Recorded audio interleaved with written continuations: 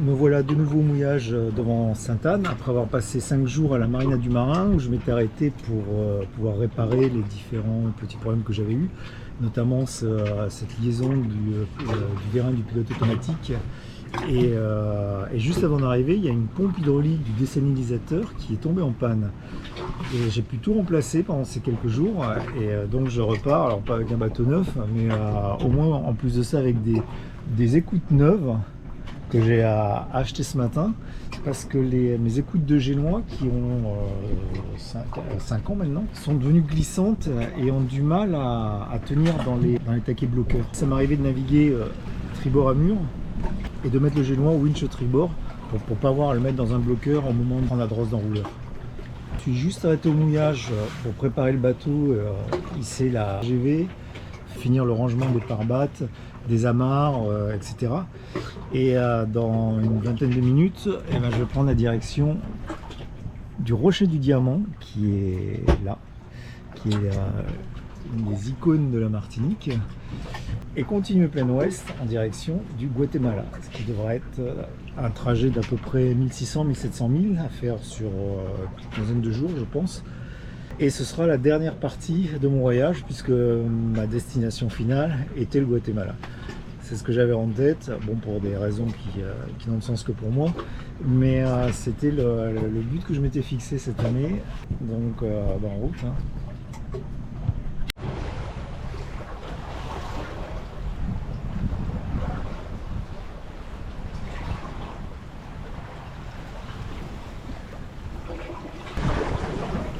Rocher du Diamant, j'aurais bien voulu passer entre le rocher et l'île, mais le vent est trop turbulent.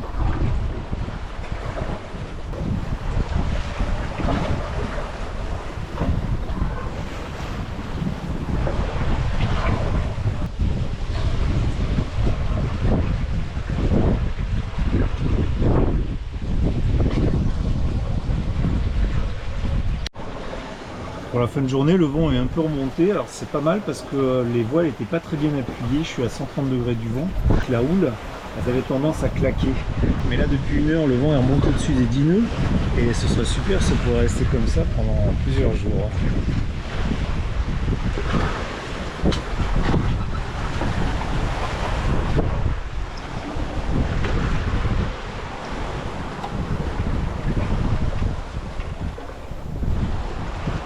Voilà le parcours pour aller jusqu'à Livingstone, qui est à l'entrée du Rio Dulce et qui est le point d'entrée dans le pays au niveau d'immigration, de clearance douanière. Pour le départ de la Martinique, le premier point, il se trouve ici.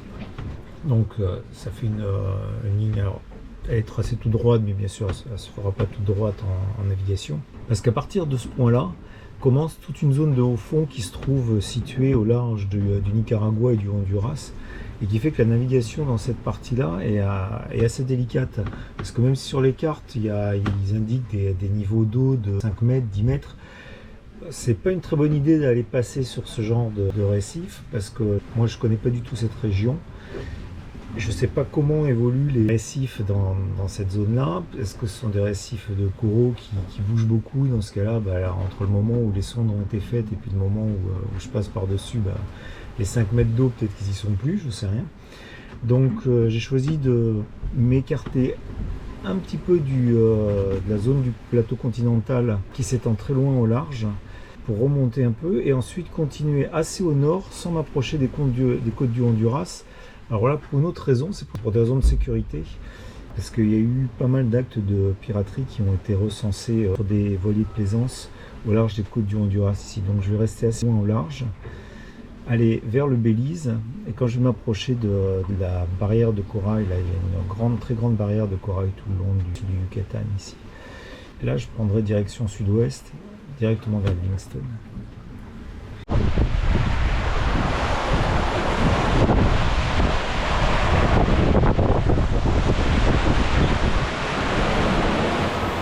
Troisième jour de navigation, la mer est étonnamment agitée. Tout à l'heure, il y a un grain qui est passé, qui est arrivé comme ça, de nulle part, et qui a disparu presque aussi vite. Le ciel est bleu, avec simplement des petits cumulus de rien du tout. J'entends le vent monte jusqu'à 25 nœuds, le vent apparent en plus.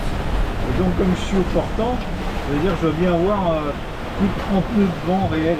Et la progression est plutôt bonne puisqu'elle est de l'ordre de 150 000 par jour. J'aurais bien aimé faire la même chose pendant la transat.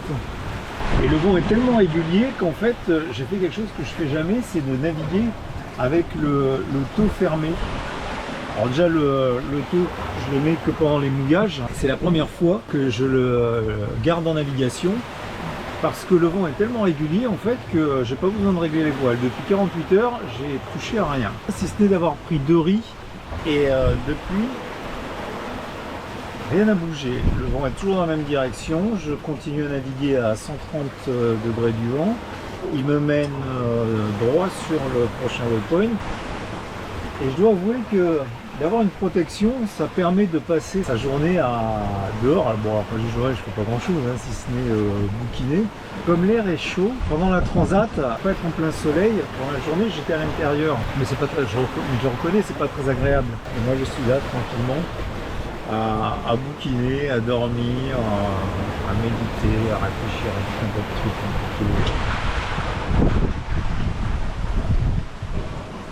Alors j'ai changé les écoutes de Génois, mais en fait elles sont pires que les autres. Elles glissent. Je suis obligé de faire 5 tours sur la toupie pour arriver à la coincer, et encore, si je la touche, lâche un tout petit peu, il y a tout qui glisse. Donc je pense que je vais finir par remettre les anciennes. De toute façon à 3 € du mètre, il ne fallait pas que je m'attende à quelque chose d'extraordinaire.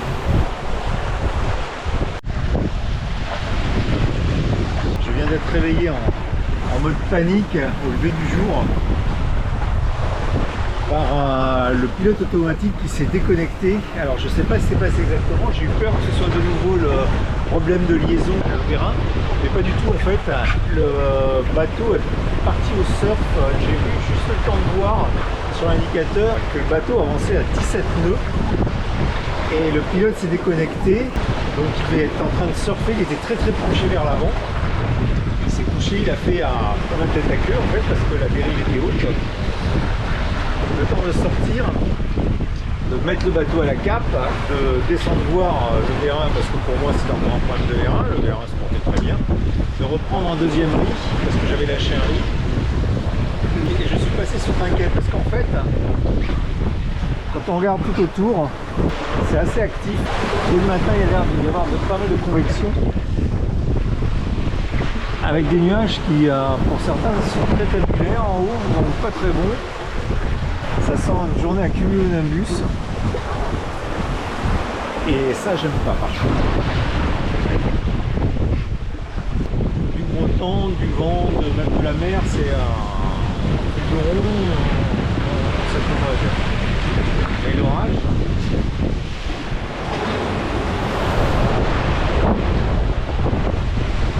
Noir quand même là-bas. C'est vraiment noir. C'est vers là où je vais. C'est certain dans ces circonstances-là, d'avoir un taux qui est fermé comme ça, bah, ça aide pas.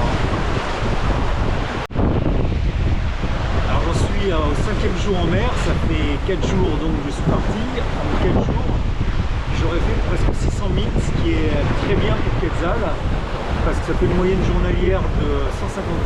C'est le genre de moyenne que j'aurais bien aimé faire pendant la partie transat. Depuis que je suis parti, j'ai un vent qui est très régulier, fort, entre 20 et 25 nœuds, qui monte facilement à 30-35 à chaque fois qu'il y a un grain qui passe. Ça ne veut pas dire que ce soit une navigation très agréable pour autant, parce que bon, c'est une navigation au portant. Ces 3 derniers jours, je naviguais à 130 degrés du vent, mais le problème c'est que le vent s'est légèrement décalé et du coup ça me faisait naviguer un peu trop de travers aux vagues, comme la mer est quand même assez agitée avec des creux de 2 mètres, 2 mètres 50 et assez désordonné, surtout en fonction de, parce que chez chaque grain, il y en a partout, les grains surtout là, chaque grain génère sa propre perturbation, ce qui fait que le résultat c'est plus chaotique. Donc régulièrement il y avait une vague qui tapait sur le bateau, nous faisait faire un début de tête à queue, pilote le remettait sur sa trajectoire, ça donnait des mouvements très brusques, assez désagréables. Donc je suis repassé uniquement sous Géloin, ce qui me permet de faire un meilleur cap, de retrouver une VMC au-dessus de Sinoux. Mais en contrepartie, le bateau nous couleur. Donc bon, bah, c'est un choix, vous allez dire, il est jamais content. Mais c'est pas faux. On risque de faire de la voile. Mais bon, c'est ça la voile.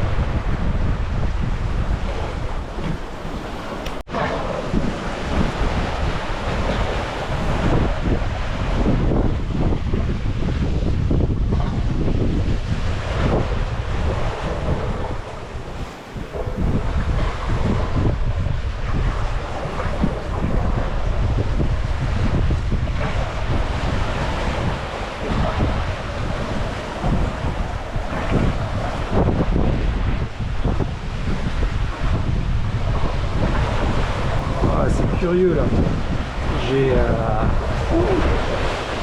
un train de roule qui arrive comme ça et la route principale qui est comme ça.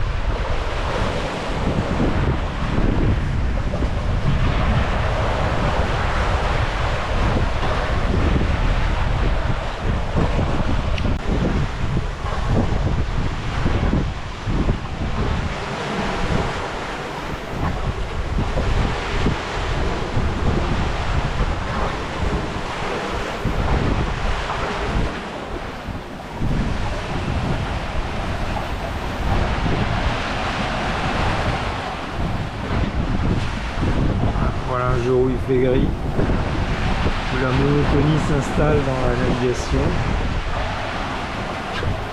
Ça fait plusieurs jours maintenant qu'il y a un vent assez soutenu qui a levé une mer avec des creux maintenant qui sont dehors de 3-4 mètres et je peux même plus aller me mettre dehors parce que toutes les 10 minutes à peu près il y a une vague qui passe par dessus qui inonde complètement tout le cockpit. Donc bon, bah, faut rester tranquillement à l'intérieur. Le bateau bouge tellement que même les tâches que je pourrais faire à l'intérieur, parce que sur un bateau il y a toujours quelque chose à faire, que ne serait-ce que ranger, sont compliquées à faire. Je suis projeté à droite, à gauche, et ça de façon complètement imprévisible. C'est pas comme s'il y avait un rythme qui se mettait en place, avec une houle bien établie, qui ferait que instinctivement on adapte ses gestes au rythme des mouvements du bateau. Non, là les mouvements sont complètement désordonnés, complètement inattendus, donc ça part dans tous les sens. À accepter ces longs moments de désœuvrement dans lesquels il n'y a pas grand chose à faire, si ce n'est laisser le bateau avancer.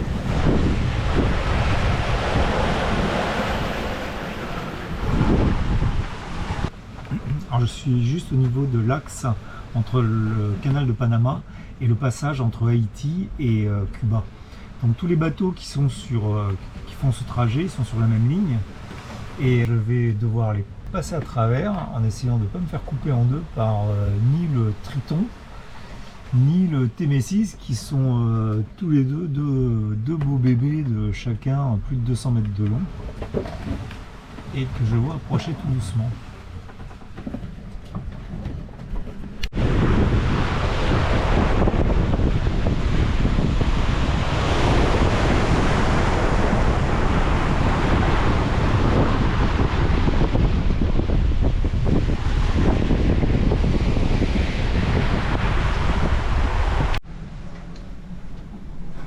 Alors aujourd'hui, au 7e jour de navigation depuis mon départ de la Martinique ici, eh bien je sors de la carte.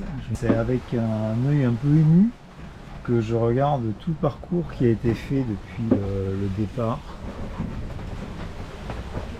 Et quand j'ai commencé cette carte, je ne savais pas jusqu'où j'irais, même si effectivement mon objectif était bien d'en sortir de la carte justement. Maintenant que c'est fait, Et bien, ça fait quelque chose quand même.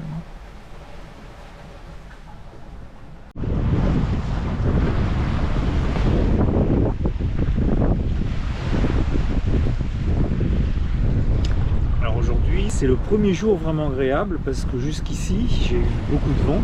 Ça, de ce côté-là, il n'y a pas eu de problème. Mais beaucoup de vent, ça veut dire aussi beaucoup de mer.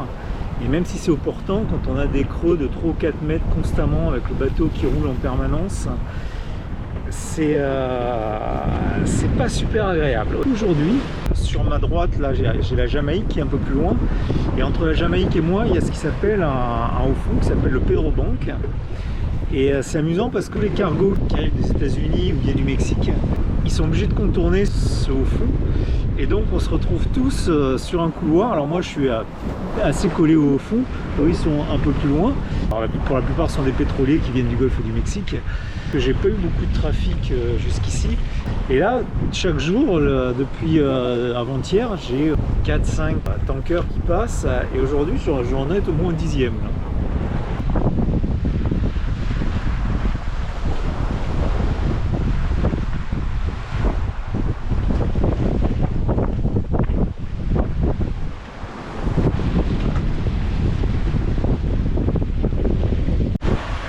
Voilà enfin, voilà Cabo Tres Puntas qui marque mon arrivée au Guatemala. C'est le cap qui ferme la baie au fond de laquelle se trouve Livingstone. Et c'est une zone, à ma grande surprise, qui est assez active. Parce qu'il y a un port au fond de cette baie. Mais toute la zone autour du Cabo Tres Puntas qui est ici, oui, il y a des cargos qui rentrent et qui sortent. Et en fait, il y a un chenal d'accès. Et donc, ils sont tous en attente à la queue leu-leu pour pouvoir passer ce chenal, puisqu'apparemment, ils ne peuvent pas se croiser, d'après ce que j'entends à la radio. Arrivé à Livingstone. Alors, à l'entrée du Rio Dulce, il y a une barre à passer. Et là, actuellement, j'ai 1,4 m. Alors faut pas être trop distrait parce qu'en plus de ça, ils ont eu la bonne idée de mettre des engins de pêche en plein milieu du chenal qui est pas très large.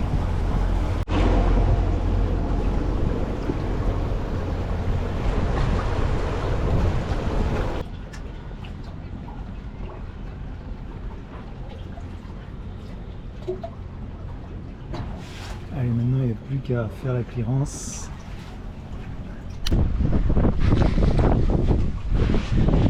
Alors après mon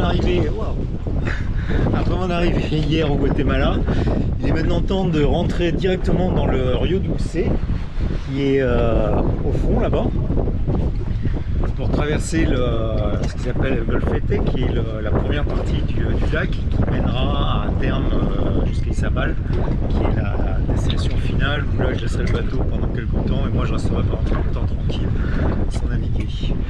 Donc il est temps de quitter Livingstone. J'ai enlevé tout le taux et la visière devant de façon à avoir une vue dégagée parce que le Rio est vraiment beau. J'essaierai de prendre la vidéo, mais c'est vraiment très très beau à faire. Je ne sais pas si vous le voyez, j'ai 4 petits passagers là qui viennent avec moi aujourd'hui. Assez rapidement, quand on rentre dans le Rio, ça devient ça passe dans un espèce de canyon entièrement recouvert de végétation. Et le Rio est la seule voie d'accès à Livingstone. Donc il y a énormément de trafic de passagers sur des lanchas pour tous les gens qui habitent le long du Rio, c'est leur seul moyen de communication. Et aussi de tous les voiliers, et en particulier les voiliers nord-américains qui viennent sur le Rio Dulce. Puisque pour eux c'est une destination assez facile depuis l'Amérique du Nord.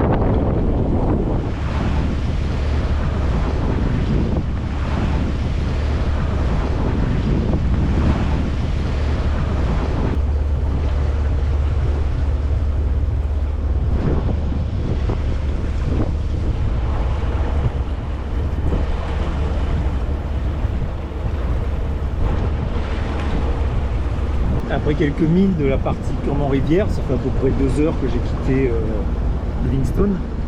On arrive sur ce qui s'appelle El Golfete, qui est un grand lac qui va s'étendre comme ça jusqu'à Izabal, la ville de Rio Dulce.